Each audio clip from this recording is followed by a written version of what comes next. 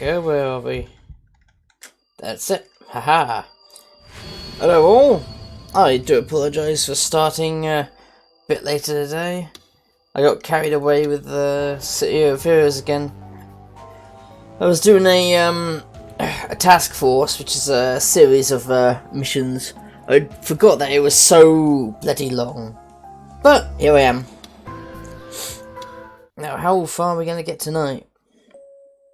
I was hoping that we would have done 2 things by now, because I thought it'd be like the, I was hoping it'd be the same sort of length as the Nonary games. If any of you have played the Nonary games, that is, I don't know, to be honest. But yes, Nonary games, we would have probably finished it by now, including every single ending. Bloody hell, I think next time I'll have to check, game length. The Shibuya earthquake and the strange light. And the relationship they had with our powers. I rolled around on my bed thinking about everything that happened. Oh yeah, let's see what we were doing. Oh yeah, it's... Then I thought back to the crazy look in Kunisato's eyes. She looked just like the pyrokinetic. Oh, that's a bloody worrying thought.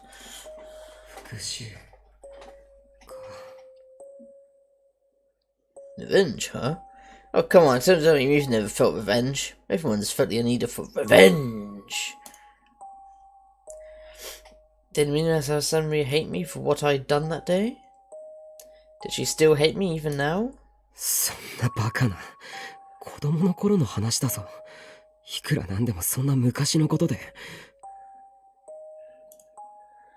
I try to say it out loud to convince myself. Sadly, people will hold things like that to you. Them's the breaks. I kind of wasn't behaving like a normal person. It was hard to think she was sane. She was a beast, an animal without a conscience that was stalking the streets of Shibuya with bared fangs. At least, that's how she seemed to me. And the terrifying words she said when she saw me. She looked at me and she said, I found you. 結局、僕は知らないうちに自分の命をわざわざ危険にさらすような事件に首を突っ込んでしまってたのか。Yeah, most likely. The more I thought about it, the more my blood began to run cold. If I'd known this was going to happen, I would have just listened to Kuruso to begin with. 何を弱気になってんだ。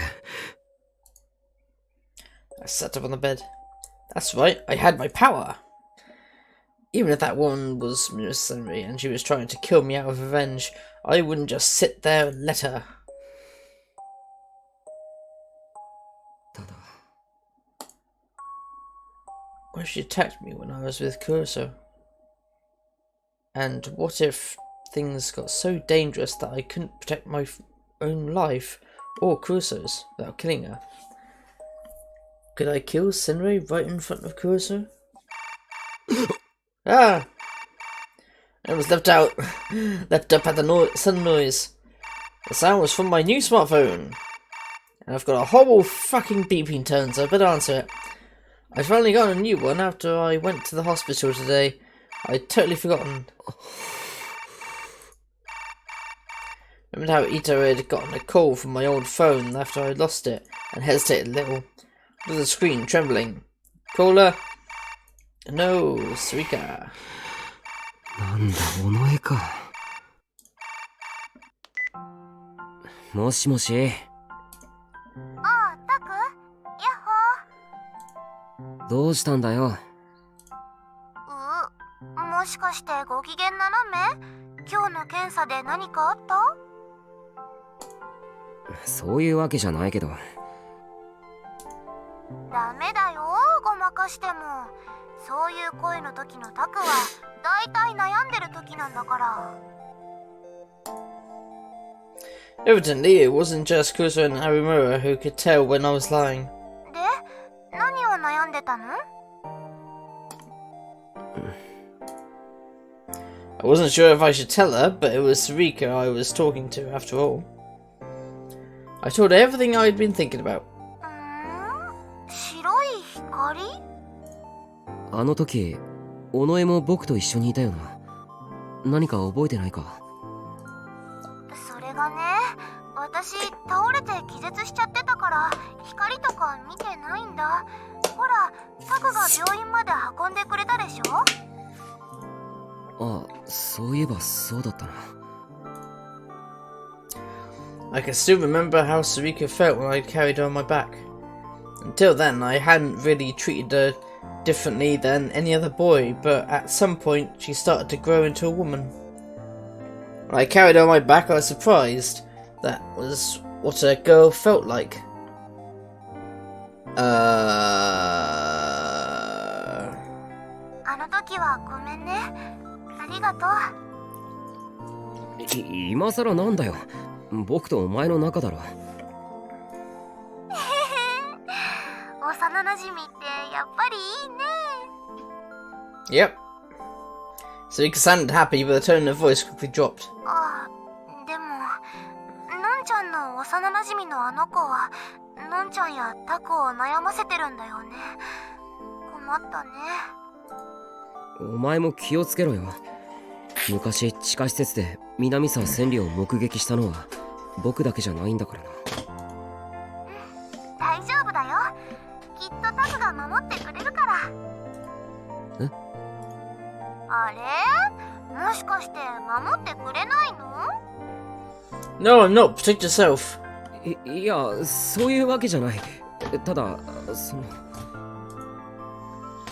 I felt silent, but I could tell that Sarika was nodding to herself on the other side. ああ、そっか。それで迷ってるんだね。And then, even though I hadn't said anything, she seemed to realize my problem. Could I kill someone if it meant saving someone? でもね、タク。I feel like I could. 多分のんちゃんなら相手が幼なじみでも親友でもタクを守るためにためらわないでやっつけると思うんだ。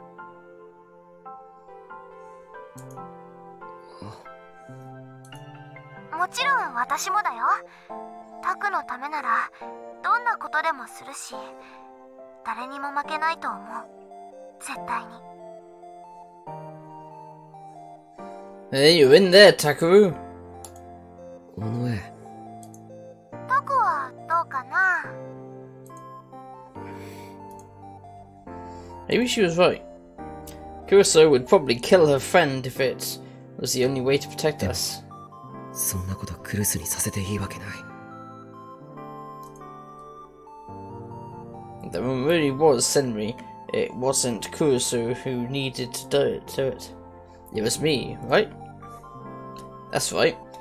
That was the way to overcome my past trauma too. ああ、でも今日は18日だよね。どうしたいきなり。Well, it means we've got a while before anything happens. Following Sarika's conversations was as impossible as ever. Yeah, admittedly I'm the same as that. I'll often jump from topic to topic to topic to topic to topic. Because I'm weird at that. あのね、次の事件はすぐには起きないんじゃないかなって。すぐに起きない？ No, because if you remember, like I do with the tips list. Where was it? New Generation Madness.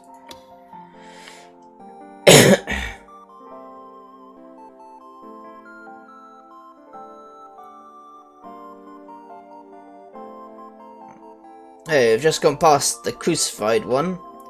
Oh no, yeah, crucified. So vampire, which is next. Then brain dead. I looked at the calendar and then realised. 次は23日か。Yep. These killings were following the New Generation Madness. The next murder would be on the 23rd. After that would be Yummy Hand on October the 28th. DQN Puzzle on the 4th of November. If we could get through the 23rd, we'd be safe for a while. だからそれまでは安全かも。とはいえ、23日になったら24時間逃げ回らなきゃいけないんだよな。だったらその日はみんなで一緒にいようよ。ずっと。いくら恨みを持ってるからってみんなのいる場所に堂々と出てくるなんてできないんじゃないかな。なるほど。やっぱりそういう作戦しかないか。If we could avoid the murderer that way, we'd win. 部活のみんなにも協力してもらって深夜までやってるお店に入っちゃうとか、佐久間先生さえ許してくれれば青葉寮で合宿してもいいかも。尾上、お前意外と考えてるんだな。And act.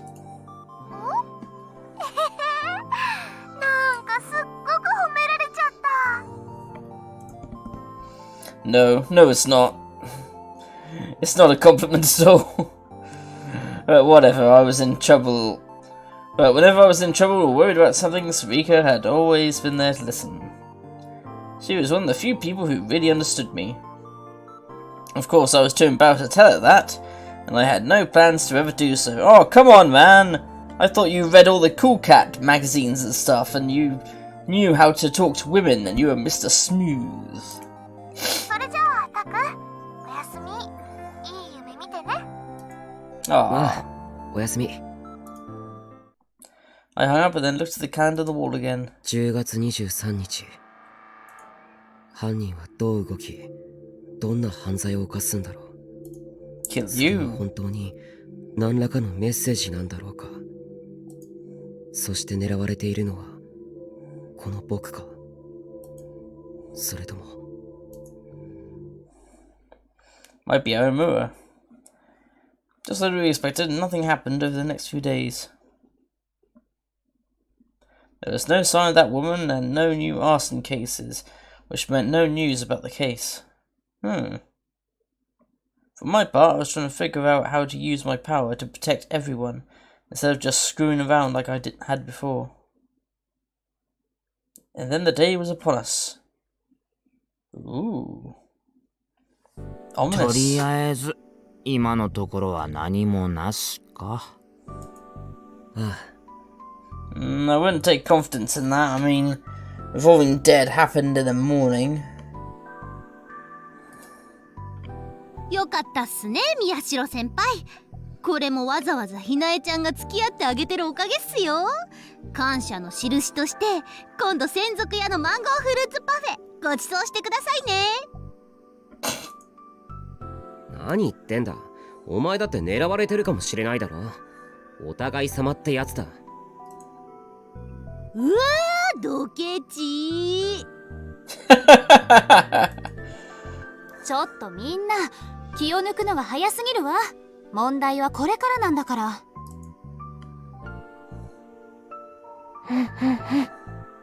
Also, we don't know how many other psychics there are in the city that might also be a target.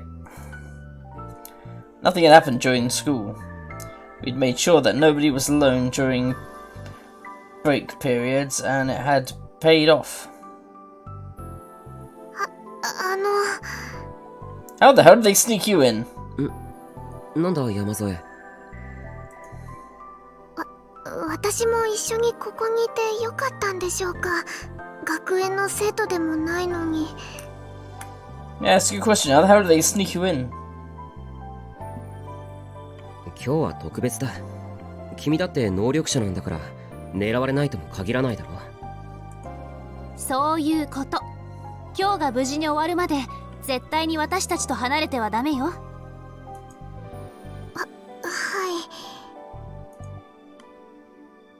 い。Yuki had seemed uncomfortable in this new environment all day. で、これからどうすんだ？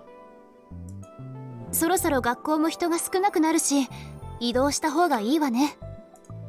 渋谷で遅くまで空いている店へ行こう。悪いけどみんなも付き合ってくれるか？ Let's go to that cafe. しょうがないっすね。その代わり宮代先輩のおごりでよろしく。No, you're paying. 有村、他のメンバーはともかくお前は割り勘だ。先輩ひどい。鬼、悪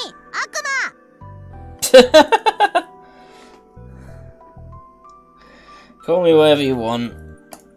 I don't 魔。そ care. れでどこ行くの？カラオケとか？ Yeah, while we're avoiding the killer, let's make sure we scream our lungs out as practice. できれば懐的に優しいところにしてくれ。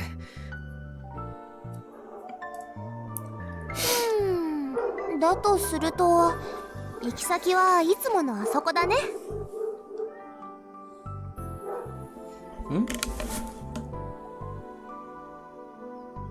What's that?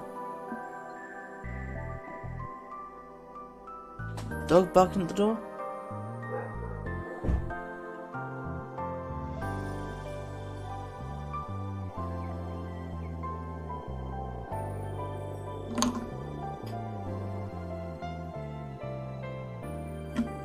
Oh, it doesn't seem to be involving me. So put the headphones back on. よう来たの。ゆるりと過ごしてゆくがよい。どうも。お主たちか。好きな席に座ってよいぞ。We should sleep at the window with a good view. Cafe Lax took over a whole floor of a classy two-story business building near the Shibuya residential district. With the window seat, we could see all around the building and we'd spot that pyrokinetic, Senri, if that's who she was, immediately. 閉店までここにいられるね。そのためにはたくさん注文しなきゃ。すみません。もう一度確認しとくぞ。有村は自腹だからな。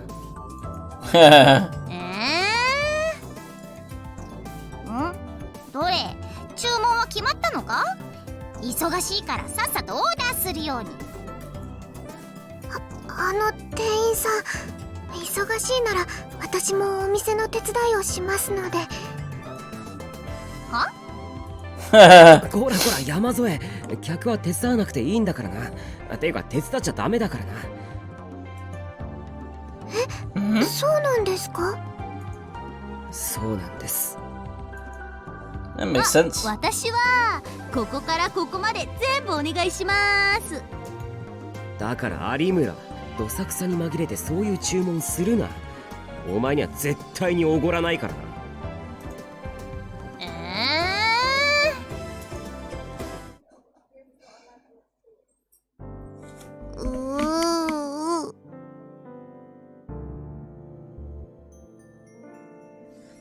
Oh, hold on. Might be something serious.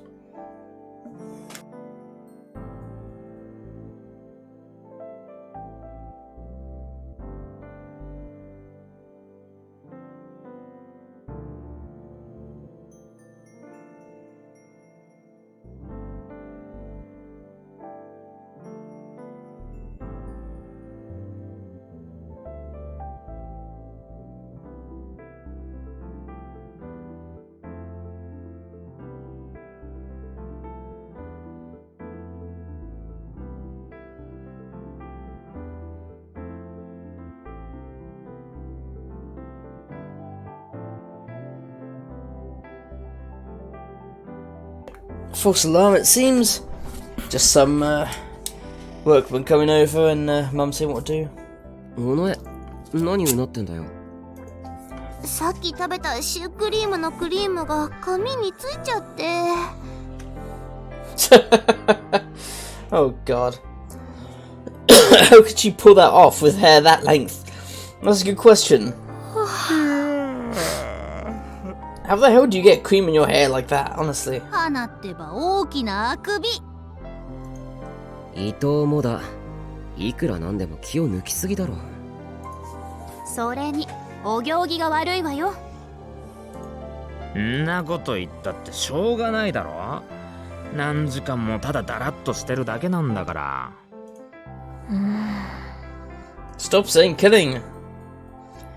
You've been in Cafe Lex for 4 hours already. At first, everyone had been tense and alert, but it seems It seemed we were starting to hit our limits. Omura and I seemed to be relaxing a little. If we were alone, we would have been afraid, but now we were surrounded by our friends. And if you added in the waitress and the other customers, there were even more people here now. I couldn't imagine someone just barging in and attacking. おいこら、お主ら。 Which had walked over at some point while I was looking at the window and was standing next to me. 一体何時間粘るつもりじゃ。これ以上注文せんのならいい加減。 Good point. ああ、します、注文。メニューください。 I guess we had to order extra stuff after all. It was only natural, but it was putting a big dent in my budget for the month. おれ、メニューじゃ。ありがとうございます。タク、何頼む？ So he took the menu and handed it to me. そうだな。なるべく安いものと。 So I flew through the menu, I saw. What the fuck is that doing there? It's a sumo sticker.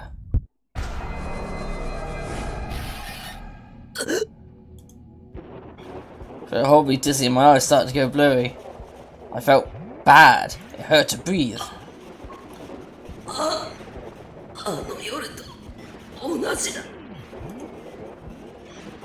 The 11th Rorschach test, which had tortured Omura and I on the night we were attacked by the pyrokinetic, was right in front of me.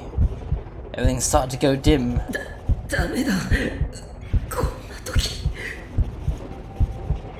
Stay strong, don't lose it.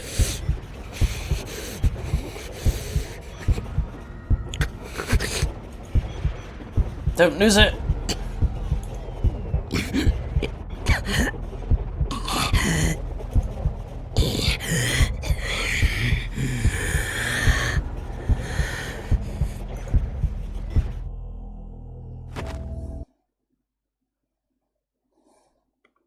Death fight menu. Okay, I managed to get a hold of myself. Okay, maybe not. What the hell? Where's everyone gone? What? Where did everybody go? That made no sense. How?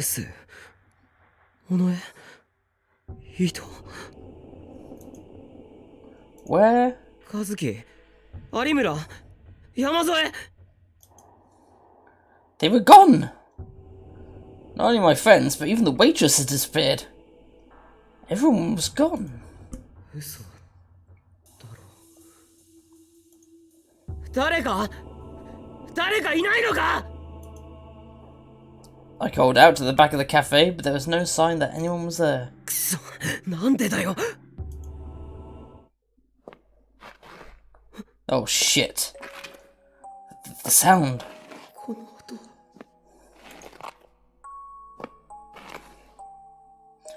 All the sound had disappeared from the world.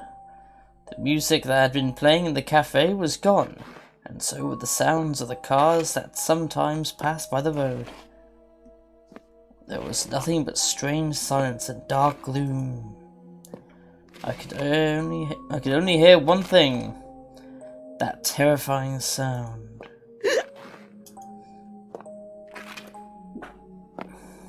She was getting closer. The footsteps were coming up the stairs to the cafe.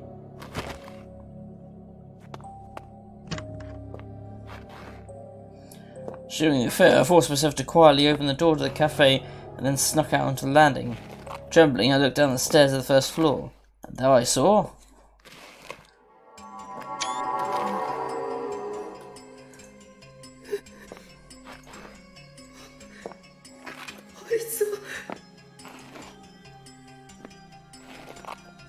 There she grins.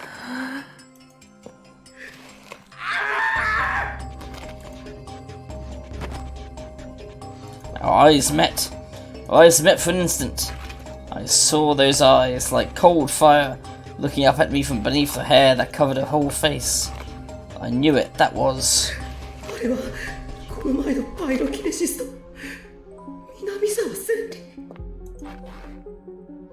As if she could sense my fear. Senri looked at me and smiled. It was the smile of a beast that found its prey. Good.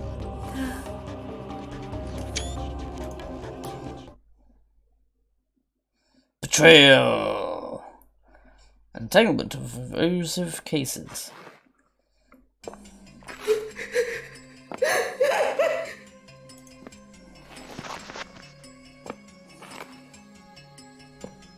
I gritted my teeth to keep from screaming and ran back into the cafe. I closed the door as quietly as I could. Why? Why quietly? I'm scared. I'm scared. I'm so scared. She's going to kill me. She's going to kill me. She's going to kill me. She's going to kill me. Senri is going to kill me.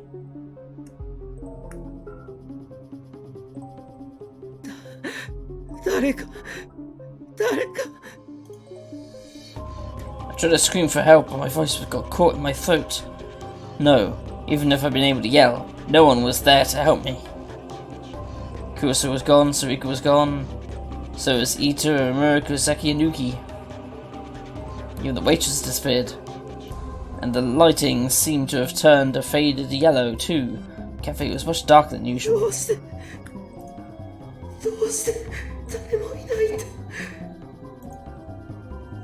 I was too scared to speak or do anything except slowly move backwards from the door. Finally I hit the wall and found myself with nowhere to run.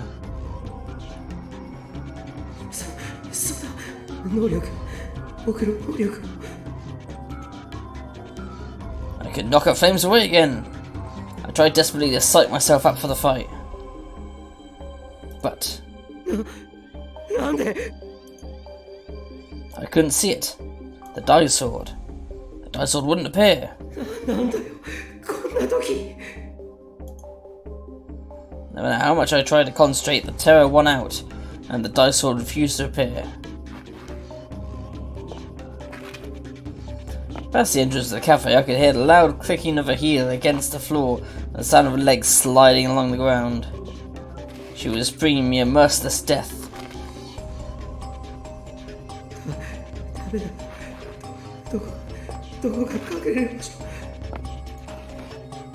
I looked around and saw a door on the other side of the kitchen. It was the employee bathroom.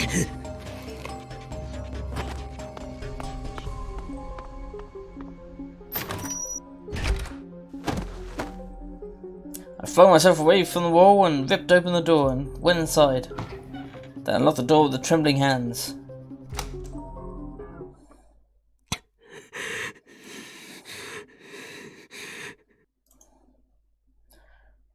There were no windows in the bathroom. I'd run inside without even bothering to turn the light, so it was pitch black. It was that cramped, enclosed space. My heart started to pound fast, and my breathing became heavy. She was going to hear me. I needed to be quiet. I put my hand over my mouth to stifle the sound. It hurt to breathe. But if I couldn't be quiet, she'd find me and kill me. And so Senri's footsteps finally reached this floor. Then she stopped, suddenly, and there was an eerie silence. I could almost sense somehow that she was looking for me. Just go away. Leave me alone.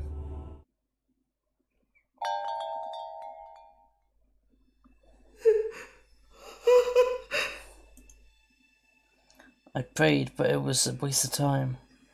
She came inside the cafe. Footsteps started again. Slowly, slowly.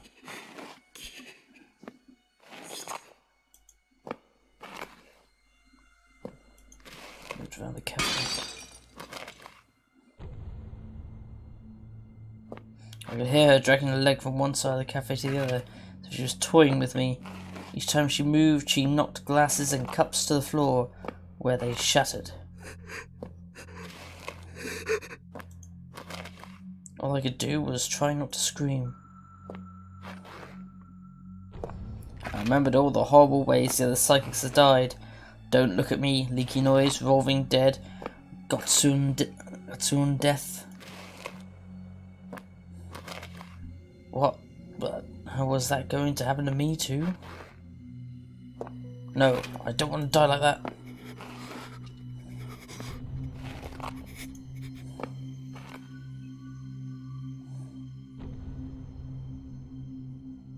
How much time passed after that? Suddenly, Minzawa Senri's footsteps started to get farther and farther away. I couldn't tell from here, but it felt like she might be about to leave.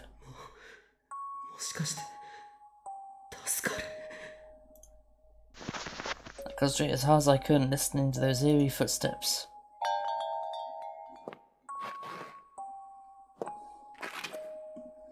I could hear a door open and close, and then that awful dragging sound again, this time going down the stairs. And soon, there was no sound at all.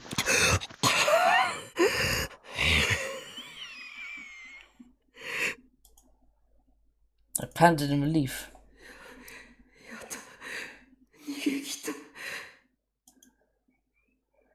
No, I wouldn't die in a new generation mad. Oh, fuck. Well, we all know what that means, don't we, ladies and gentlemen? Suddenly, there was a knock at the door. It was so utterly unexpected that I couldn't stop myself from screaming. The knocking stopped for an instant. I could sense that someone was looking at me from the other side of the flimsy...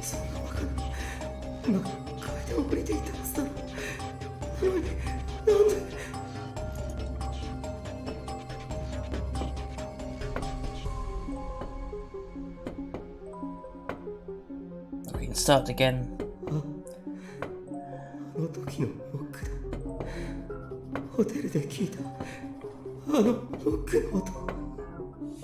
And was most likely at every other crime scene. And slowly but steadily it continued. The interval between each knock was identical and mechanical. Knock, knock, knock, knock. I tried to get as far away from the door as I could. The bathroom was tiny and there was nowhere to run.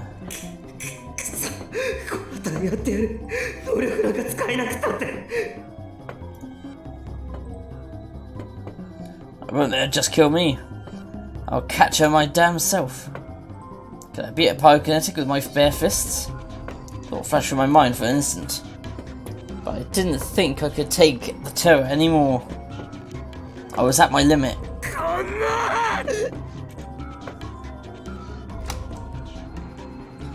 I screamed, unlocked the door, and slammed into it as hard as I could.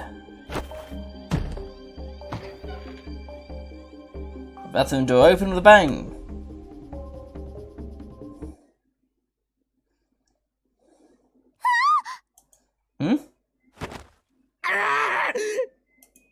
The fuck? Overcome with terror, I screamed and slammed the person in front of me to the floor. But...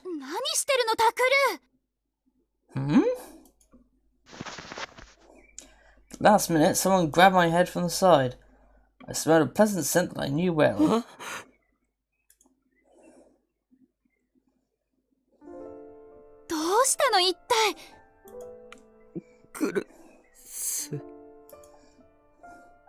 Kusu was beside me, holding me, and...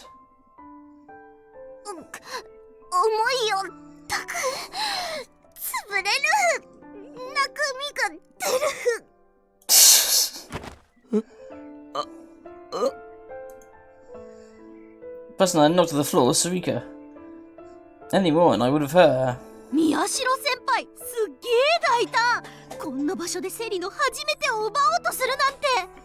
Oh, for God's sake.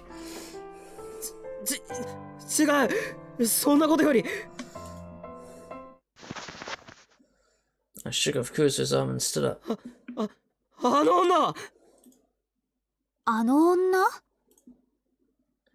Everyone looked confused. Sarika rubbed her butt and started to look around the room. あの女って誰？だから今ここにいたろ。僕を殺そうとして。っていうか、お前らこそ今までどこにいたんだよ。あ？どこって、ずっとここにいたぞ。Dale stood up from the sofa on the window. Kazuki sat next to him with a surprised look at their faces.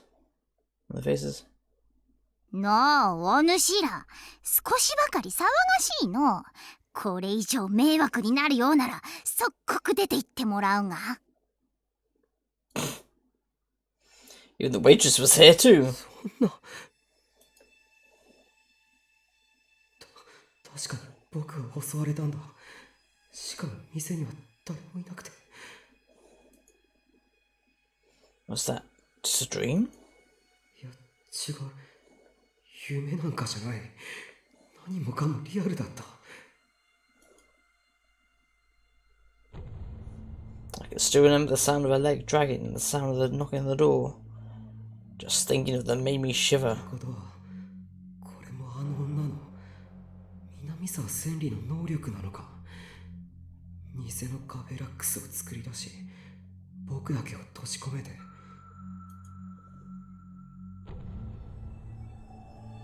I thought she was just a pyrokinetic. Could she do that as well?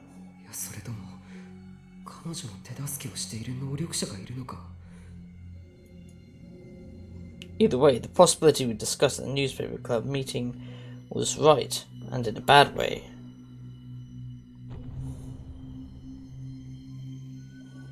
ちょっと大丈夫タクル、ひどい汗よ。As I took out a handkerchief from my pocket and started to gently wipe the sweat off my forehead. But suddenly her hand stopped. She looked at me, her face pale.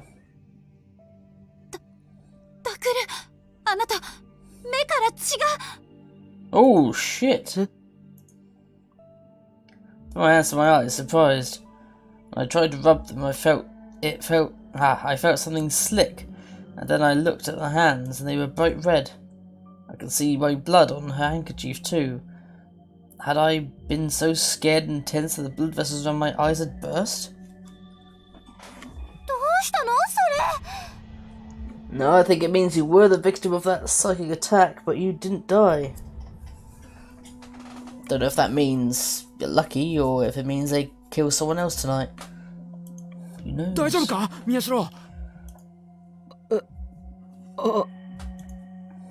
父さんに見てもらわなきゃ。行こう、タク。Chris and Sarika tried to drag me out of the cafe. I could see Ito, Kazuki and Uki in the corner of my eye trying to figure out what to do. I turned to them and said, 伊藤、有村、和樹、山添、お前たちも一緒に。はい。私もいいんですか？こんな時間に？遠慮なんかしてる場合じゃない。能力者がターゲットにされてるのは間違いないんだ。今日が終わるまでとにかく離れちゃダメだ。I left Cafe Lax and headed for the Yoga Clinic.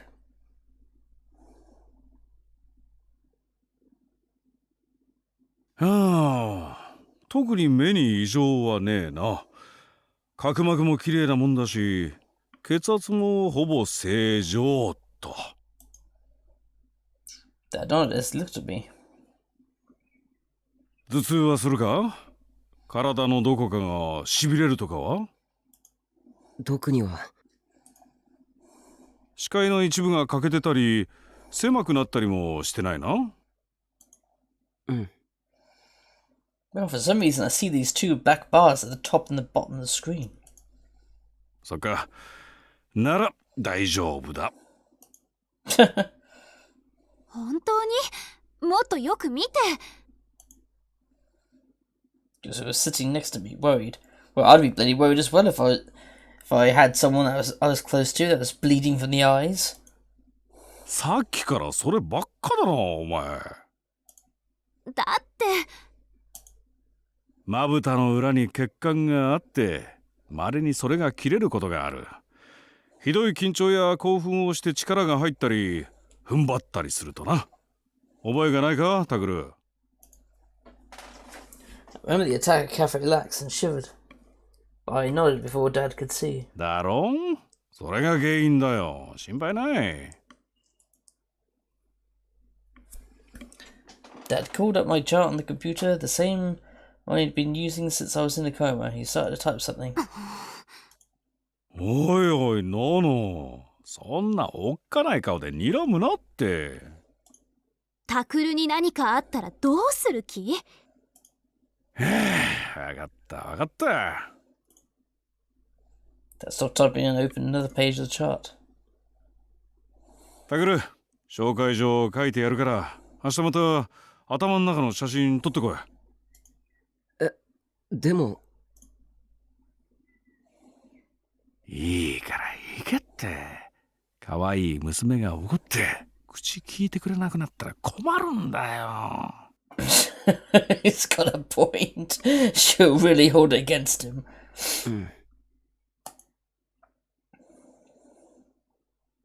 Dad wrote me another referral to the same hospital as before, which was finally enough to satisfy No-No.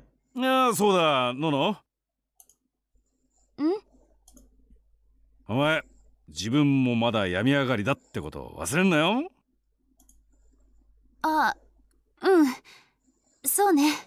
ごめんなさい。わかってりゃいい。Dad smiled. Gursa and I thanked Dad and then went up to the dining room where the rest of the group was waiting. ああ、ウキ。私アップルティー。私も。わかりました。伊藤さんは？コーヒーブラックで。 When we got to the dining room, Uki was running around getting drinks for everyone. I looked at the clock and it was almost 11 p.m. There was just one more hour until October the 23rd was over. で、さっき何があったのかちゃんと説明してくれるんですよね、宮代先輩。Aurora looked at me as she sipped her apple tea. She had the same joking voice she used at school, but her eyes were serious. She seemed to have come up with her own ideas on what might have happened to me, and her eyes were as gloomy as they were when we'd first met. 話すよ。例のパイロキネシストのことだから。南沢千里。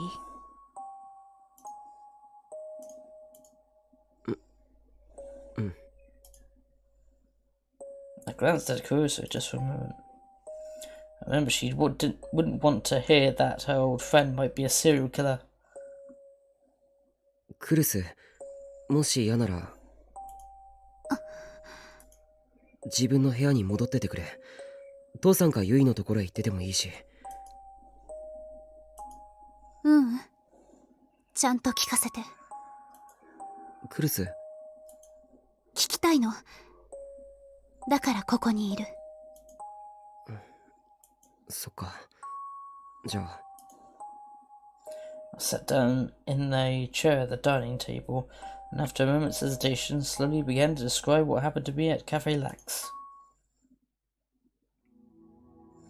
As I talked, the terror started to come back to me, and my hands were soon covered in a nasty sweat. I didn't want to look bad in front of everyone, but I couldn't stop my voice from shaking. それでその後は知っての通りだ。ドアを飛び出したら外はいつも通りのカフェに戻ってた。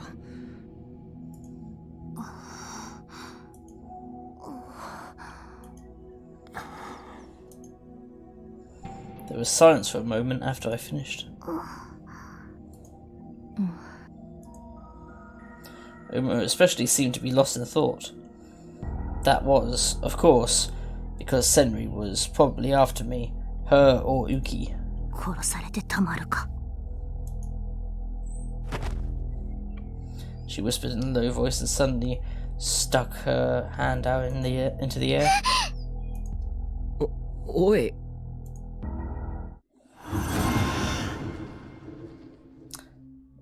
Yuki and I moved away, surprised. Rimuru had suddenly drawn her dice お sword. 前、何を。決まってるでしょ。武器ですよ。武器。あんたも出せるんだよね、ウキ。もしあいつが現れたら戦う。手伝いなさい。戦うって、私、そんな。いいから早く。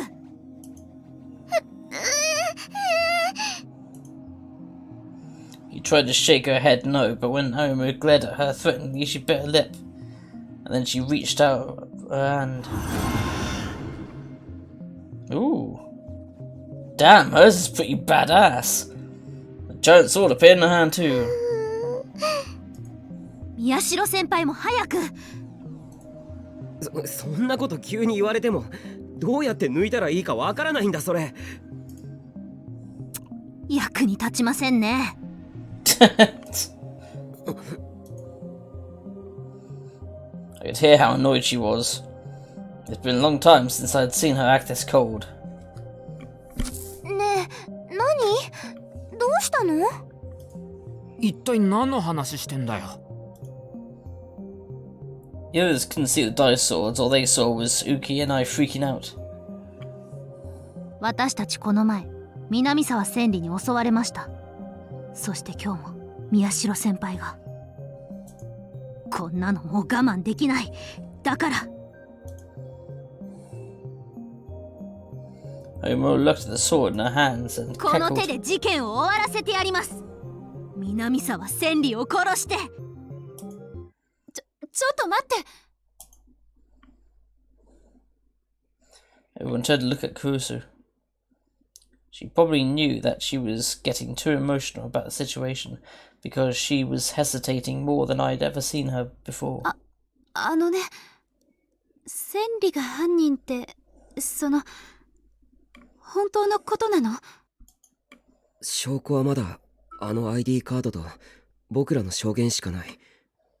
けど慰霊碑にはあの子の名前がちゃんとあるのよ。それは何かのミスじゃないですか。 A1 東京総合病院のデータでは行方不明になっていたんですよね。けど私見たんだもの。私の目の前で千里は瓦礫に潰されて。 She must have been remembering something painful. She put her hands to her chest and her nails dug in deep. But then Rimuru raised her eyebrows so high that I could see it from here. クルス先輩。どうして嘘をつくんですか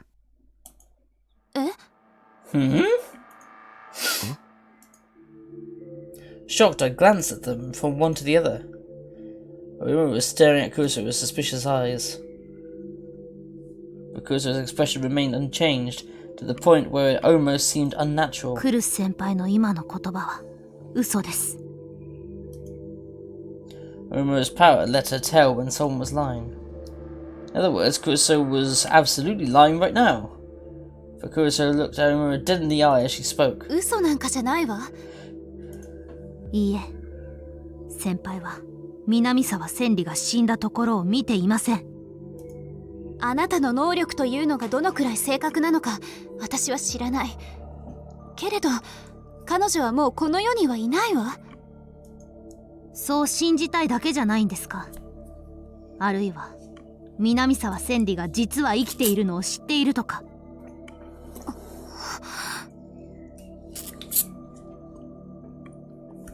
Two of them glared at each other. もし仮に。はい。仮に千里が生き延びていたとしてもあの子に殺人なんてできるはずがない。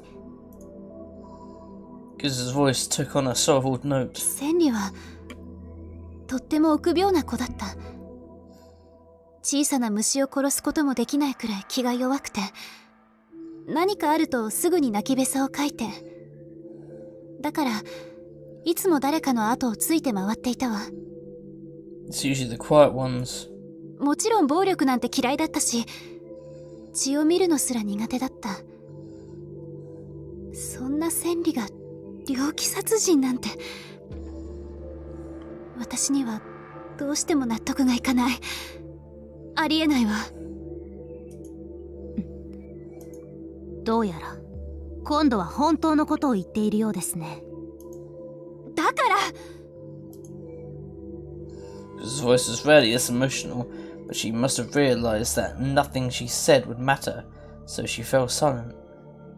とにかく千里が犯人じゃないとしたら、タクルたちの憶測は完全に間違ってしまっているわ。真犯人が他にいたらどうする気なの？ That's my hypothesis. それは Of course, I thought about the possibility that there might be multiple killers, that there might be another psychic working with Sindri. でもだとしても今日が終わるまでに誰も殺されなければ僕らの勝ち。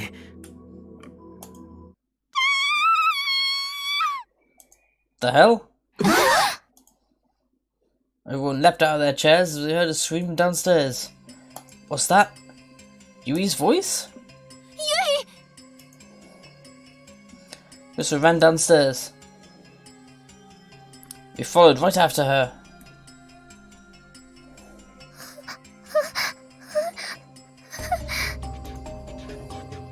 Yui had fallen backward on the ground near the front desk. Her face was pale and her jaw was chattering. お姉ちゃん、ねえ、どうしたの？ユイ、大丈夫か？ユイ。 Yuto and Dad grabbed her and held her tight, but she was still shaking. The terror had completely consumed her. 何があったの？ユイ。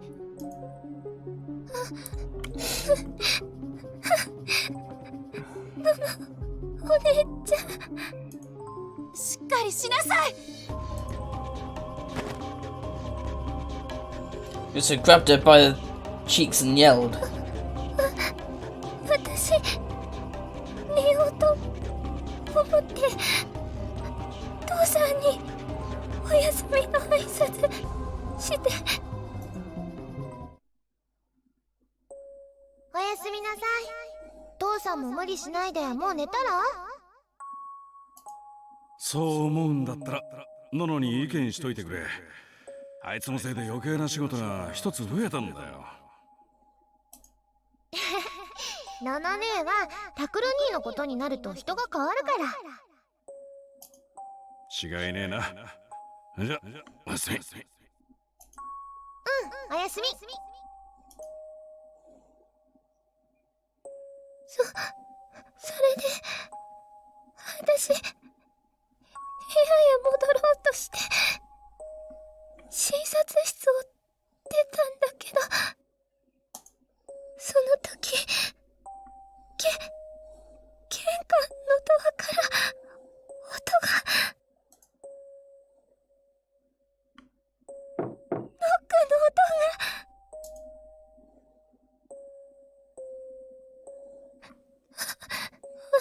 私急患の人かなって思って、それで返事をしたの。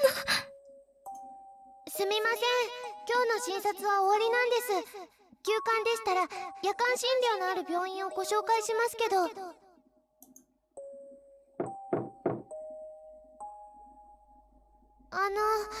どうなさいました？救急車呼んだ方がいいですか？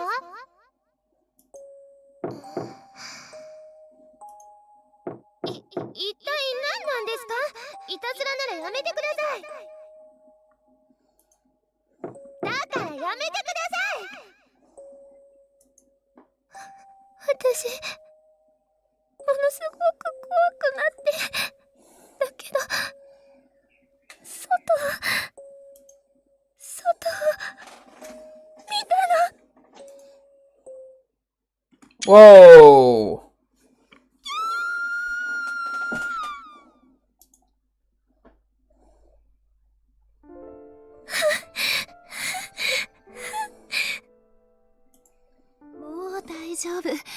大丈夫よ、ユイ。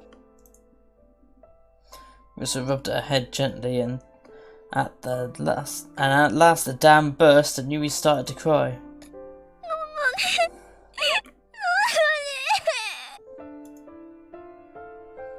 Everyone looked at each other, pale, as we listened to her sob. Omura and I in particular had gone as deathly white as Yui. Knocking. That was the same thing I'd heard at the cafe. No, it wasn't. やっぱり追いかけてきたんだ。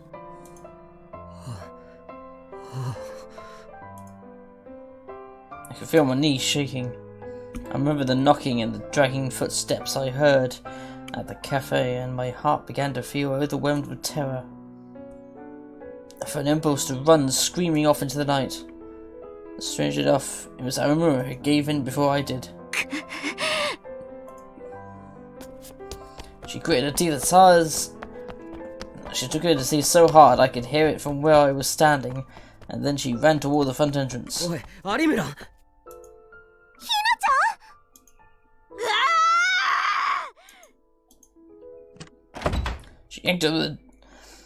She yanked open the lock on the door and then flung it open. She ran to the street, flailing her dye sword. 南沢千里、私はここにいる。くだらない小細工なんかやめて、さっさと殺しに来いよ。 She kept swinging the dye sword at the shadows formed by the streetlights. 私はもう逃げも隠れもしない。殺せるもんなら殺してみろって言ってんだ。やめろ、有村。何やってるんだよ。 I grabbed Omura from behind. She'd clearly gone insane. Her dye sword hadn't been rebooted yet, so it just slid right through me. If it had been, I wouldn't have survived. やだ、離して。殺されるのは嫌。落ち着け。あいつは僕らがパニックになるのを狙ってるんだ。冷静にならなきゃ負けだ。なんでこんな目に遭わなきゃならないの。能力なんてなければよかった。こんなものさえなければ。 When I saw her, I realized that I'd been making a mistake. For a while now, I thought that I was starting to understand Omura, but I was wrong. A bratty know-it-all. A normal girl who sometimes got excited and smiled a childlike smile. I was always surprised when she did, but I'd also told myself that was who she really was. But I was wrong. She was a weak little girl whose fate was caught up in events far beyond her control. そうだ。能力なんてなければ、誰もこんなことに巻き込まれることはなかった。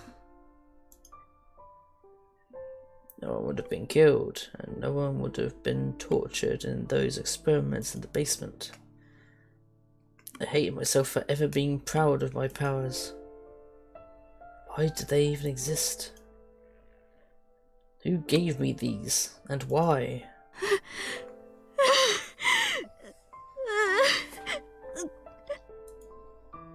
Omura's body was shaking as I held her. And pathetically enough, I was shaking every bit as much. おい、宮代、有村。Ito ran up to us as we sat on the side of the road. Suiko, Uki, and Kazuki ran after him. 大丈夫か。ああ、なんとか落ち着いた。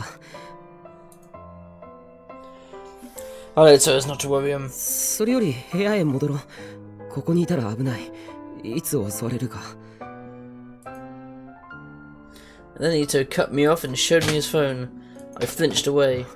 まさか、また正体不明の電話がかかってきたのか。 Ito must have guessed what I was thinking because he quickly shook his head. 違う。よく見ろ、宮代。Stared at the phone. It had the usual wallpaper, the usual apps. There was nothing out of the ordinary.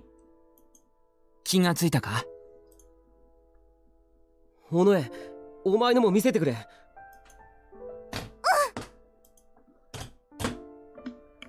So you took her phone out of her pocket and showed me. It showed the same thing that Izo's did. The present time and date. 12:03 AM, October the 24th. October 23rd was over. 助かったのか。 Rona swung her head around and yanked the phone out of Sarika's hands. Her fingers were shaking too much to read what it said. Stir again and again, and then...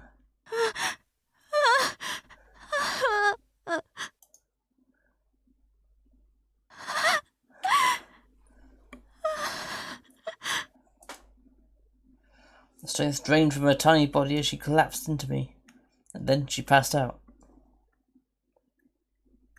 October 23rd. The day of the turn of New Generation Madness. And we'd survived it. Barely.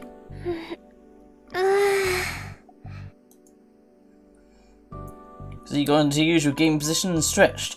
She was about to start playing SO2. I chuckled as I opened the lid of my lunchbox. Everything was returning to normal. Inside the lunchbox was a sandwich that Kurosawa had made for me. Morning had come. It was a Saturday, but it was the one day of the month we went to school on the weekends.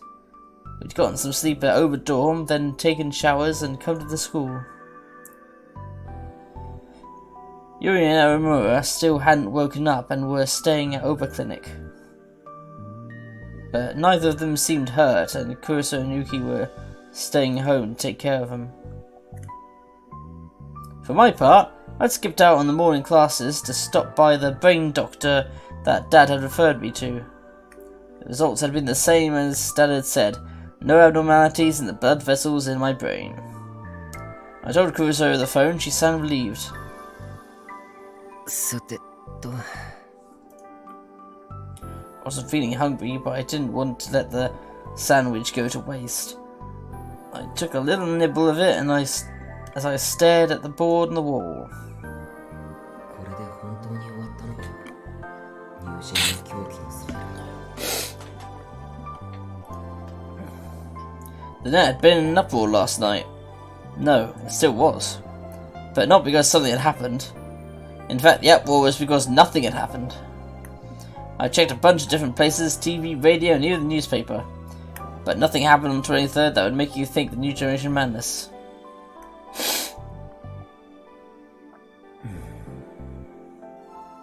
There were all kinds of rumors going around about it. This included a weird conspiracy theory that the killer had been captured, but because he was the son of a major politician, they couldn't go public with it. Believable. But most people thought the return of the New Generation Madness was over, now that nothing had happened on the 23rd.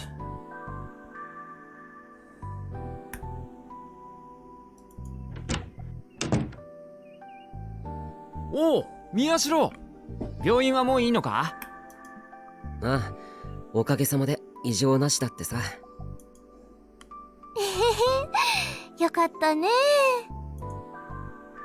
Ito and Sarika were both carrying lunchboxes on their own. Kurosawa made their lunches this morning just like she'd made mine. けど、登校するなり部室に直行してランチとか、いいご身分だな、おい。授業は午後からでいいって言われたからさ。それにマップを見ながらいろいろ考えてみようと思って。これ以上何もするなって今朝新庄さんに言われたろ。 We told Shinjo that there had been another attack by the person we believed to be Senri. He demanded to know why we hadn't told him sooner. And then he insisted that we never do anything so dangerous again. でも考えるくらいならいいだろう。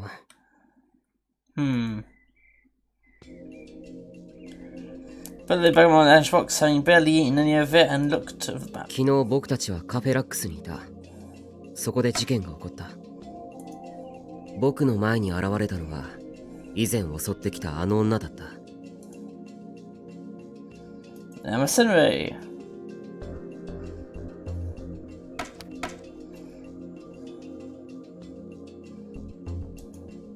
そしてその能力は Pyrokinetic.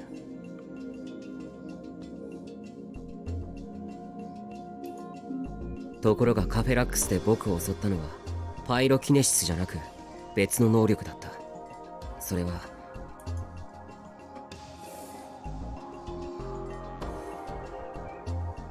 Delusion of being alone.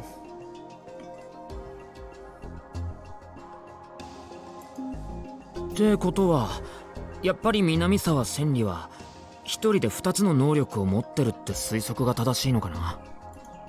いや、まだ確証は持てない。別の能力者が協力してる可能性を否定できないし。それで襲われた時の緊張のせいでタクがまぶたの血管を切っちゃって、結局みんなで青葉寮へ移動したんだよね。ああ、僕はそこで父さんの診察を受けて、その後みんなで23日が過ぎるのを待ってた。そういえばさ、あの時副部長と有村なんか言い争いとかしてなかったか。なんだったっけ。言い争い？そういえばArguing?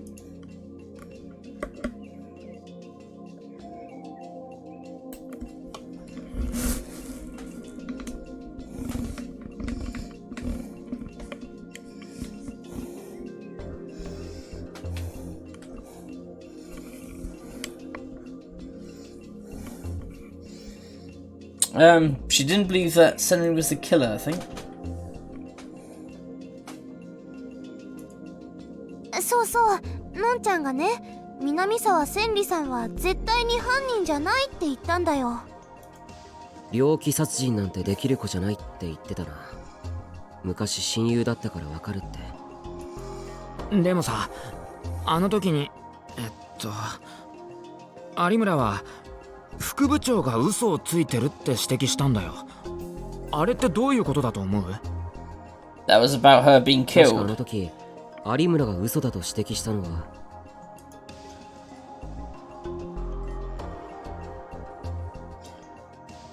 It was a lie that she saw Mizumi die in the earthquake.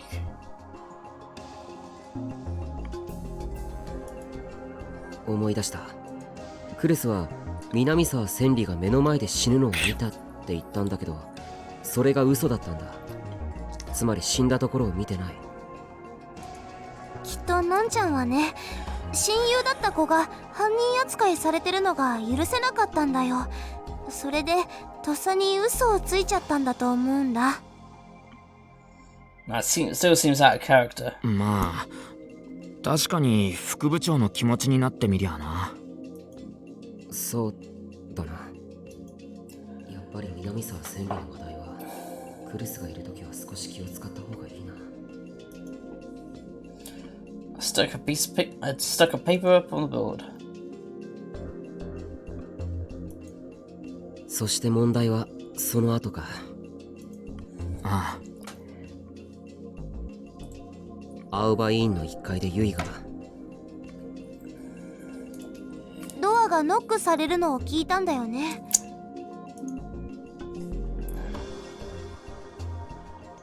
It's the same thing I'd heard at Cafe Lax. That woman's knock. No, it wasn't. And Dewey had seen a terrifying sight. 僕でさえカフェであれだけ恐怖したんだ。何も知らないユイはさぞかし怖かっただろうな。It wasn't the same knock though. She was going, you know, and the actual knock is no, the actual knock is so different. かわいそう。 Fortunately, Yui didn't open the door. She quickly shut and locked it and saved us that last minute. But if she'd opened the door all the way, いや待てよ。 lifted from the mat to all the ceiling. Something seemed very wrong. どうしたのタク？なんか思い出したのか。Suriku Nita looked at me いや confused. なんか引っかかった。ものすごく大変なことを見落としてる気がする。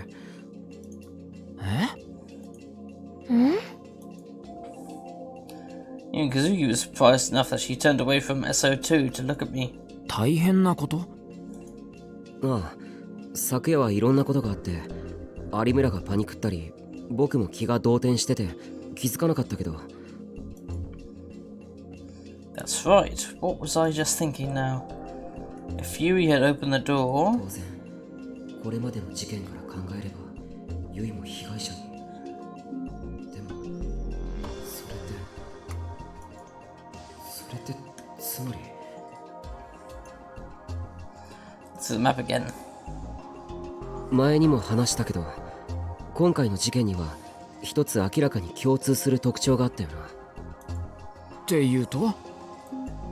それは被害者だ。最初の事件、こっちみんな被害者とその特徴は。次は音漏れタン。被害者とその特徴は、僕が目撃した回転デッド。被害者とその特徴は、そして学園祭で起きたゴッツァンです。被害者とその特徴は、そう、事件のターゲットになっている被害者は全員能力者だ。それ以外は襲われていない。だからこそ僕や有村山添はずっと警戒していたわけだし、事実カフェラックスでは僕がターゲットにされた。でもアウバ寮に現れた南沢千里が襲撃しようとしたのは、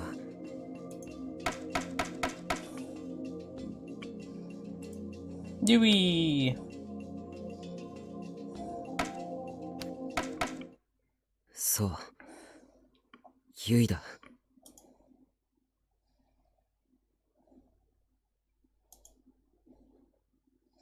I stood up in shock. まさかそんな。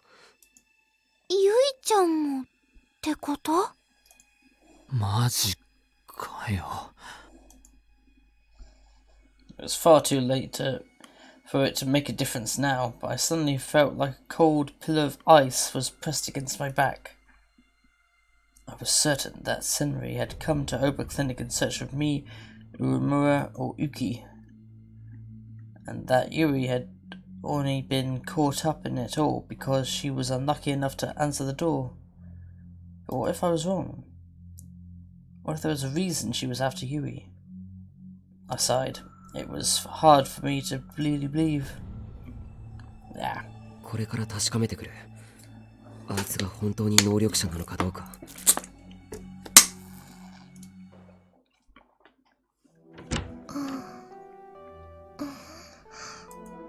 あ、悪い。起こしちゃったな。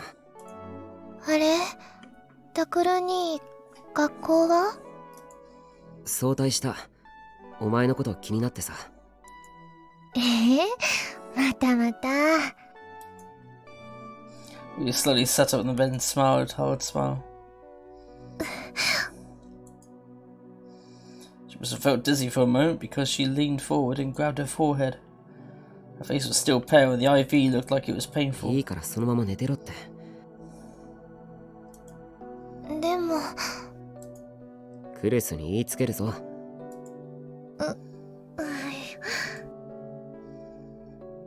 Those were always the best words to use in Yui. She frowned for a second, but then lay down and pulled up the covers. 有村は？ The other bed in the exam room was empty. お昼頃、新庄さんって刑事さんが来て、二人で出かけていった。また後で来るって。Shinju was probably asking her about last あい night. つもう体は大丈夫なのか？元気だったみたい。そっか。タクル兄にね、ありがとうって伝えてくれって。え？ My eyes went wide as I looked at my foster sister. Omura said thanks? 何かの聞き間違いだろ。そんなことないよ。いい人だよ、有村さん。タクル兄にもちゃんと感謝してると思うけど。聞き間違いじゃなきゃただの気の迷いだな。I pulled her stool up to Yui's bed and sat down. Then I watched her as she lay under the covers. It might have been the first time I'd looked at her like this, come to think of it. Did she have some kind of power? It just seemed hard to believe. Maybe I was mistaken. I hoped I was. People were saying that the killings were over, and that the return of the new generation madness was at its end. But the killer still hadn't been caught. The idea of the killer being after not just me, Arimura, and Uki, but also Yui was too scary to contemplate. 何？どうしたの？ As I tried to figure out the best way to explain things, I heard a very uncomfortable voice. She must have noticed that I was staring at her silently. My sister was looking at me in confusion. あのな、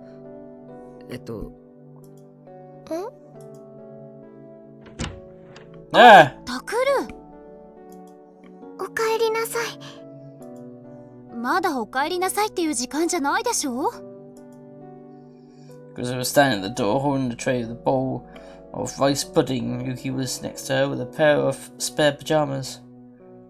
So put the tray next to the bed and looked at me, concerned. 学校早退したの？どこか具合でも？ごめん、そうじゃなくて、ちょっと気になることがあってさ。気になること？ Even if Yui was psychic, I still wasn't sure if I should tell Kurusu about it. She'd just worry more. She cared about her sister, I knew that. It's probably better if she knew everything. どうすれば確かめられるかな。Well, first confirm it before you say anything. Then I remember the method that Kurusato had used on me. I glanced at Uki. She probably wouldn't like it, but it was the only way I could think of. なあ、ユイ。ゆうべのことをあんまり思い出したくないと思うけどさ。有村とそこにいる山添が手に何か持っているのを見なかったか？ Guess Enrique was shocked too. 何かって？二人は剣のようなものを持っていたんじゃないか？剣。ねえ、タクル、あなた何を言ってるの？ Because it grabbed me by the arm. I couldn't see the dice sword myself, but she knew exactly what I was asking. ユイ、そんなの見てないわよね。見てない。知らない。 You must have been surprised by Kurosu's sudden outburst. It was obvious she was telling a lie. I could see from the look on her face that she thought she'd seen something she wasn't supposed to see. 山添、ごめん。お前が嫌なこと頼んでもいいか？もしもユイがそうなら、犯人が逮捕されるまでお前や有村と同じように僕が守らないといけないから。はい。 He was surprised, but she seemed willing to help her old friend. She put the pajamas on the bed and stretched out her hand into the empty air. ゆいさん、見ていてね。ウキちゃん、ダメ、やめて。 Kurosu let go of my arm and grabbed onto Yui, as if she was trying to stop her from showing it to Yui. クルス、ごめん。でも手遅れになってからじゃ遅いんだ。だからほら、見えるだろユイ。山添の手に何があるか。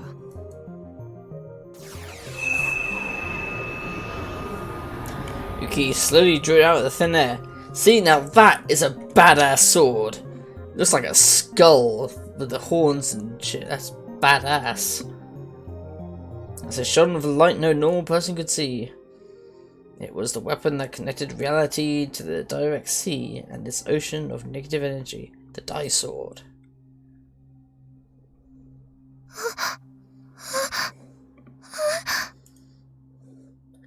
It was obvious Yui's eyes were following Yuki's sword.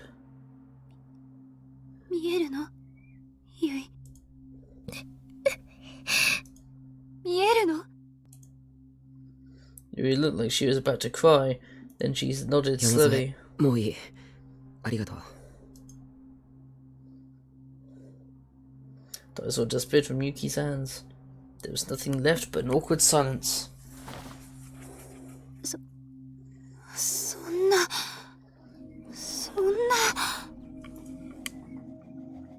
I was right, Yui was the psychic, and Senri had almost killed her last night. October 24th, Saturday. この匂いどこかで That was the first thing Shinjo thought as he ducked under the crime scene tape and went inside the third floor condo. Oh, he knew the smell. But from where? あ、そう、ニューヨークで Someone died. When he was training in America, a local colleague had taken him to a cheap steakhouse. The waiter had brought him a disgusting grilled lamb steak. The smell was a mixture of rotting animal blood and burnt fat. He hadn't even taken a single bite. And that was precisely the smell that filled the room right now. The source of the stench was in the middle of the room on top of the dining table. The forensics people must have finished their job because it had already had a sheet placed over it. Now it was just waiting to be carried out to the coroner. Shinjo put his hands together for a moment in silent prayer and then flipped up the sheet. The second he saw it, he yanked the handkerchief out of his pocket and forced it to his mouth to stop himself from throwing up. He knew it was disrespectful to the dead, but he couldn't help it. ご苦労様です、新庄先輩。 He looked up and saw a younger detective talking to the forensics people. The detective lacked his usual energy. This was probably the worst case he'd ever seen. Shinjo didn't want to look bad in front of the younger kid, so he forced the handkerchief away from his mouth. あ、ご苦労。ガイシャの身元ははっきりしたかい？それがですね、衣服を着用していない上に遺体の損壊が激しくて、今のところ確実なのは10代から30代の女性ってことしか。You could see hints on the charred flesh that indicated the body had once belonged to a woman, but the face was so burnt there was no way to distinguish any features. And even stranger, there was what looked like a metal stick coming out of her mouth. Oh, I see it, yeah. Ah. The rod came out all the way below her abdomen like a skewer used to cook a kebab. Oh. Fucking hell. 10日ほど前でしょうか。近くの工事現場から鉄筋が盗まれたっていう届けが出てるそうです。Detective flipped open his notebook. 鉄筋っていうとあれか。コンクリートの壁に使う？ええ。ガイシャの口から出てるのがそれのようです。Oh. そういえば昔こんな映画があったな。It was an old 80s horror flick that he'd seen with some friends in college. The movie was about a bunch of travelers who got lost in the jungle and eaten by cannibals. Once things had been cooked like this. Wait a minute. Are you telling me that you watched Cannibal Holocaust? Could get a cinema snob on this case, he'll know what to do. And there was one more thing. This incident reminded him of a number of others he'd seen recently. The return of the new generation madness. まさかこれも？いや、でも23日は。Unless this happened yesterday and no one commented down. On October 23rd, the killer had spent the whole day going after Miyashiro, Takuru, and his friends, which meant the target had to be one of them. 新庄さん？悪い。続けてくれ。Shinjo put the sheet back on the body again and made another short prayer. ガイシャの身元は未確認と言いましたが、自分の意見としては、おそらくこの部屋の住人と見て間違いないと思います。灰田理子さんだったな。はい。He flipped through his notebook relating to relate to Shinjo what he'd learned from the condo's 年齢 manager. 18歳、独身で一人暮らし。職業は派遣のテレフォンサポートってことになってますが、派遣会社に確認を取ろうとしたところ、会社自体がもう存在していませんでした。Huh. 倒産したか、あるいは水商売のためのダミー会社って可能性もあるな。その線については今表せてます。で、会社が彼女だと思われる根拠は？ Ginger took out his own notebook and started to copy down the things they thought were important. 契約以来、どうも本人しかこの部屋へ入った形跡がないようなんです。鑑識からの報告では、室内から出た指紋や足跡は本人とおぼしきものだけで、不自然に拭き取った跡なども見られません。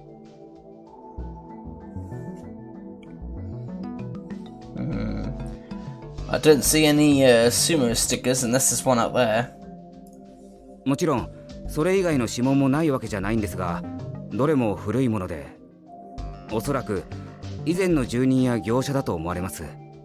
鑑識も今回の件からは除外できるだろうという意見です。また玄関の靴跡も外車のものしか見当たりません。遺体発見時、玄関には2つの鍵の他に内側からチェーンロックがかかっていました。窓もしっかり施錠されていたので、本人に間違いないかと。Ginger felt a little like he was going to faint. じゃあ犯人はどうやってここに入って犯行に及んだんだ？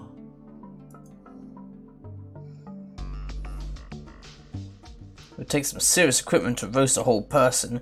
You couldn't get that in here without leaving any traces. The young detective must have been thinking the same thing. これで普通の死に方をしててくれれば、自殺ってことで新庄さんの手をお借りすることもなかったんですけど。死に方に普通も何もないだろう。すいません。1階のエントランスに防犯カメラがあったよな。ええ、部下が管理人室で録画のチェックを始めていますが、今のところは何も。そうか。Ginger looked at the victim and then at the forensics people. They were frowning as they talked. あの様子だと死亡時刻の推定もまだ無理そうだな。はい、解剖に回してみないと何とも。火災報知器が作動していればすぐに分かったんでしょうが。Ah, so it could have happened yesterday. Two of them looked up at the usual device on the ceiling. 壊されていたって？はい。誰に？いや、室内には彼女の指紋しかないんだったな。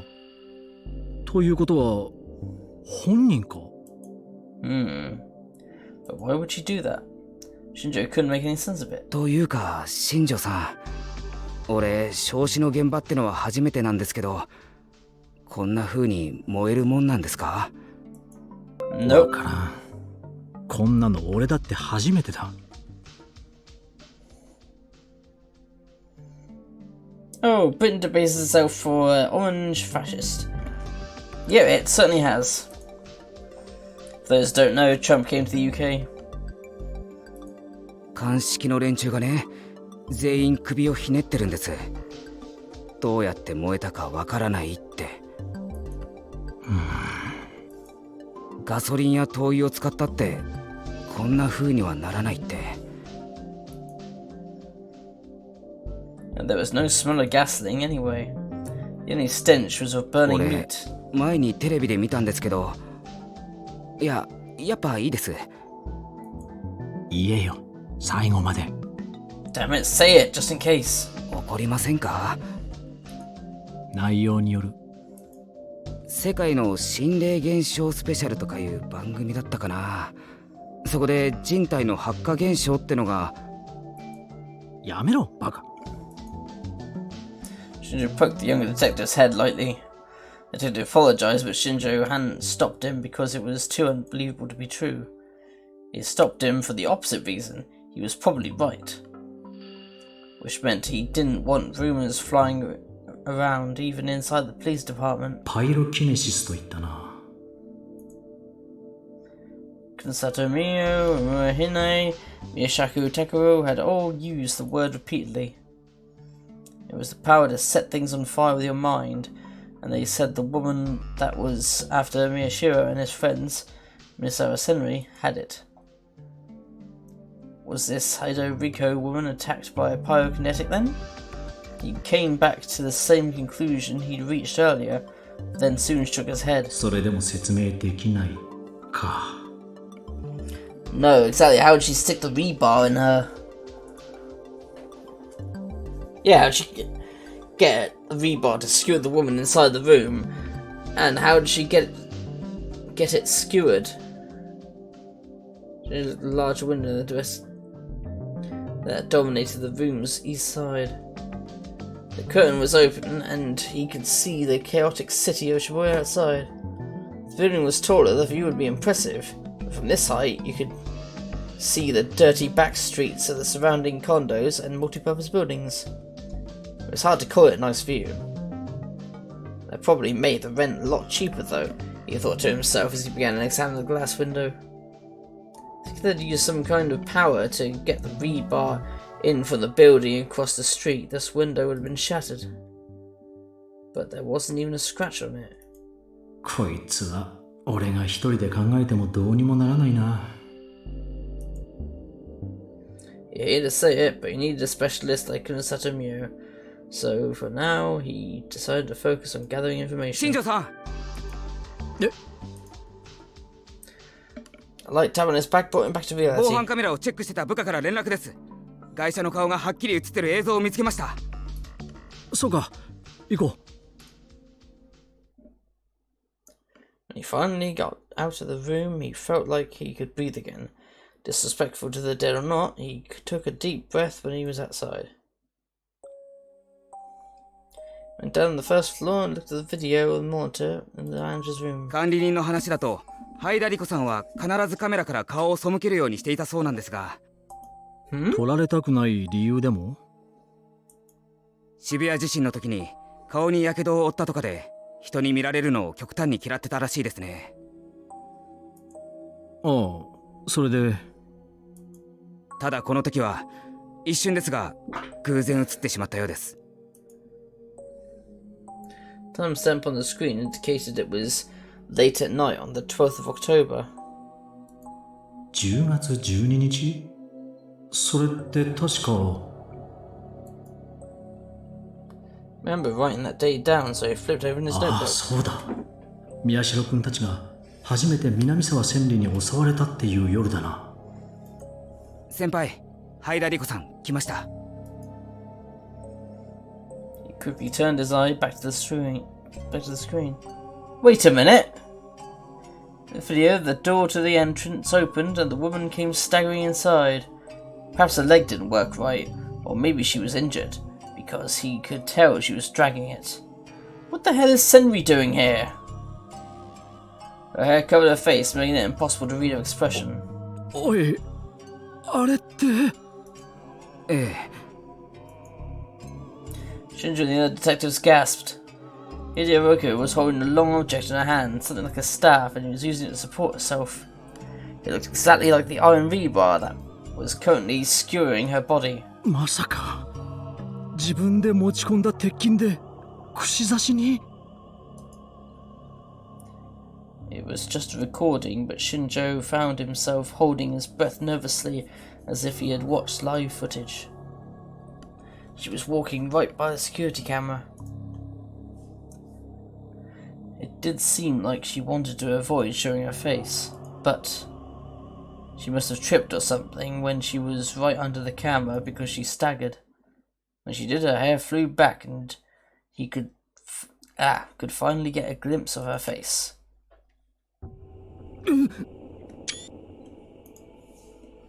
His eyes went wide. 似てる。 All of the features matched the description. They were identical to the composite sketch based on a description by someone who had barely survived an attack by this woman. そんな。こいつ。 When the video was.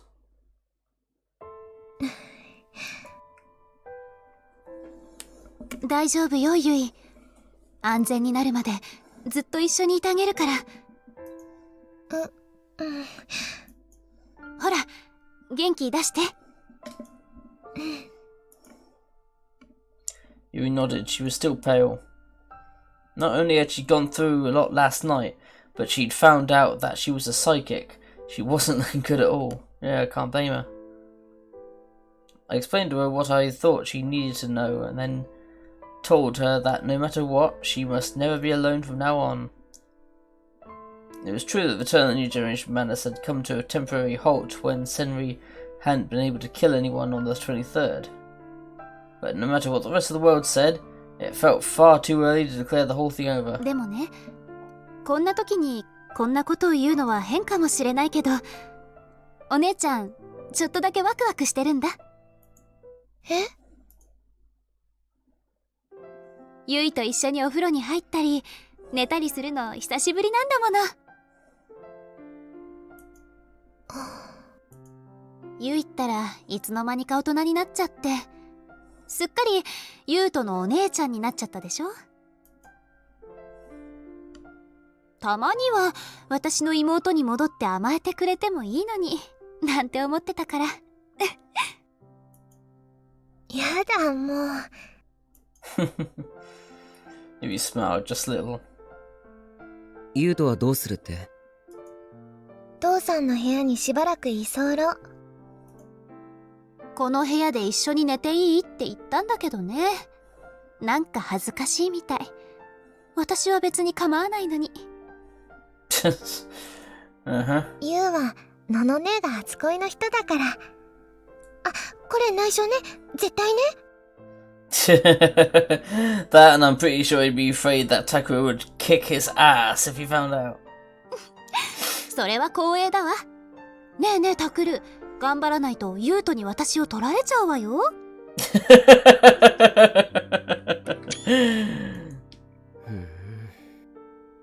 He's not impressed. Sometimes Kuroso would say things like that just to enjoy my reaction. And maybe she won't. Say something, damn it. Lately I'd gotten a lot better at not reacting the way she wanted me to. I simply snorted and she puffed up her cheeks and pouted. で、ユイの能力なんだけど、本当に自覚とかないのか？ Small smile vanished from Yui's face. そんなの急に言われても。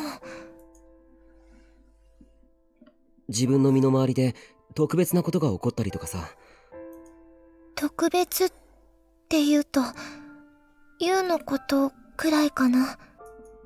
どんな？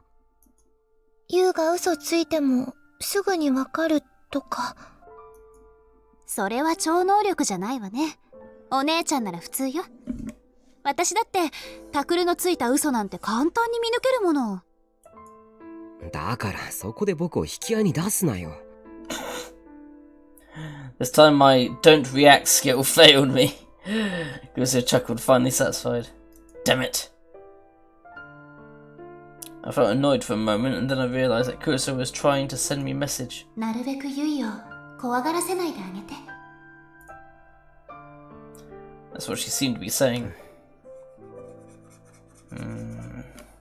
It's a difficult thing.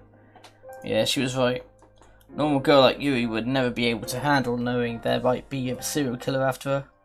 So Kuroso was deliberately pretending to be cheerful. I realized that my tone had probably been too harsh and relaxed it. 他にはないかな。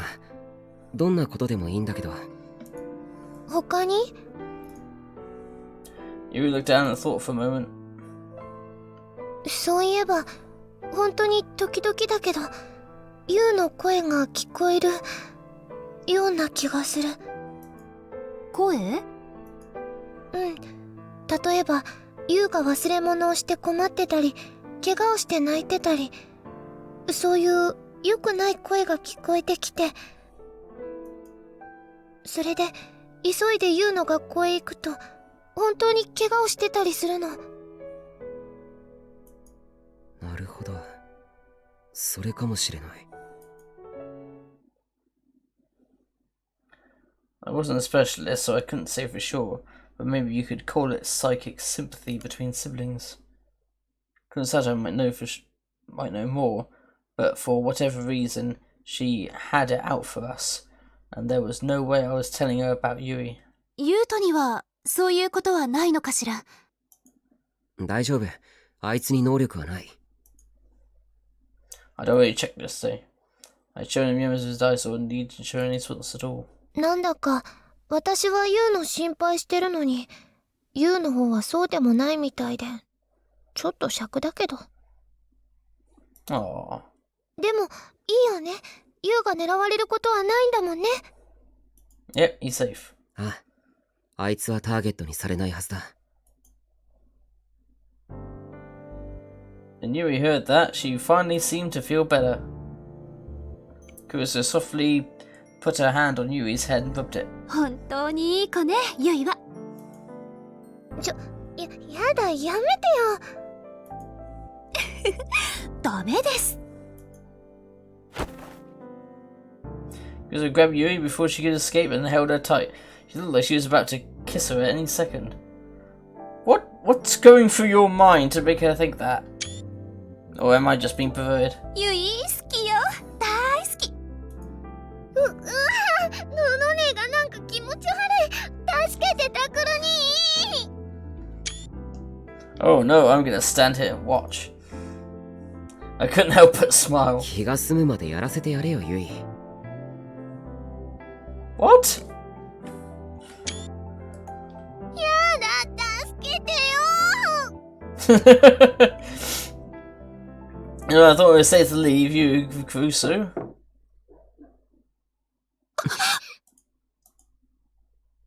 Three of us froze the sudden sound of a knock. まさか、ここ家の中だぞ。No, it's just a normal knock. It's not the 4 knock. Yeah, the 1-2-1 knock. Kurusu stood up and positioned herself between Yui and the door. I motioned for her to step back and put my hand on the doorknob. I remembered the terror I'd felt at Cafe Lax and gulped. To be honest, I was afraid, terrified. But I was the only one who couldn't protect them from it now. Omura? は Suddenly I heard an easygoing voice from the other side of the door. 宮代先輩、ちょっといいっすか？それともクルス先輩となんかまずいことでもしてますか？ No, you fool, Yui's in here. Oh, so it's both of them as well. Huh. ってお前かよ。あ、どうもどうもじゃない。紛らわしいからノックすんなよ。そういうわけにはいきませんってば。変な場面とか見ちゃったらどうするんです？僕とクルスで変な場面なんてないからな。で、なんか用か？あ、はい。ちょっと宮代先輩に話があるんで、いいですかね？僕に？ To me? ダイニングに来てもらっても。なあ、構わないけど。私たちも行った方がいいかしら。Because she poked her face out from behind me and asked. Omura stuck her hands out and shook them in what looked to be like a deliberate overreaction. いえいえ、クルス先輩と橘姉はそのままラブラブしててオッケーっすよ。話って宮代先輩にだけなんで。そう？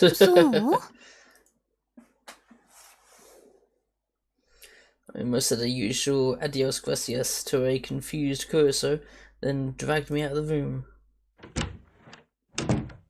なんだよ一体。クルス先輩にはまだちょっとな話なんで。とにかく来てください。見てほしいものが。ああ。I followed Omura as she was hurried away from Kurosa's room. ああ、タク、ゆいちゃんどう？うん、もう大丈夫だと思う。落ち着いたよ。そっか、よかったね。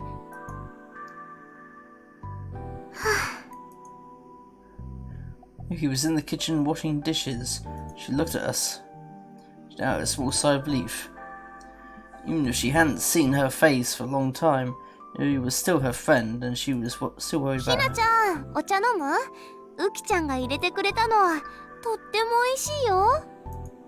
ああ、いえ、私はそろそろ家に帰ろうと思ってるんで。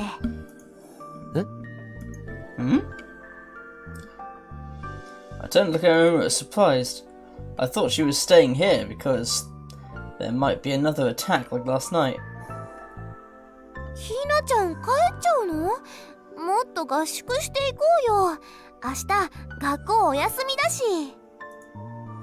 いやいや、宮代先輩のお父様にこれ以上ご迷惑をおかけするわけには。っていうか、ぶっちゃけこんなに泊まり込むと思ってなかったんで、下着の替えとかピンチでして。そんな、別に遠慮しなくても。And you don't really need to share that either. おっと、ド変態め、限界を突破した下着を遠慮なく見せつけていいと？いや、むしろじっくり見せろと？一宿一般の恩義があろうと、そいつは聞けねえ要求だな。Oh, that Arumu. Arumu pressed down the hem of her skirt. 誰がそんなこと要求するか、そういう話じゃないだろう。じゃあ何ですか？だから事件が終わったっていう確証が得られるまで有村もここにいないか。その方が安全だろ。ああ、なるほど。Arumu scratched her cheek. And she took a more serious look.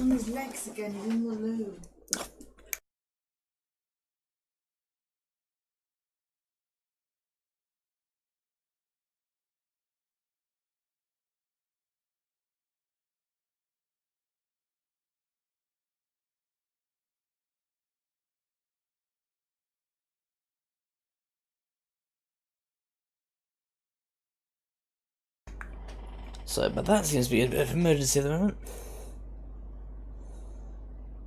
セリ、ウキ、悪いんだけど、ちょっとだけ外してくれないかな。Alright, looks like I'm gonna have to save and bugger off for the moment.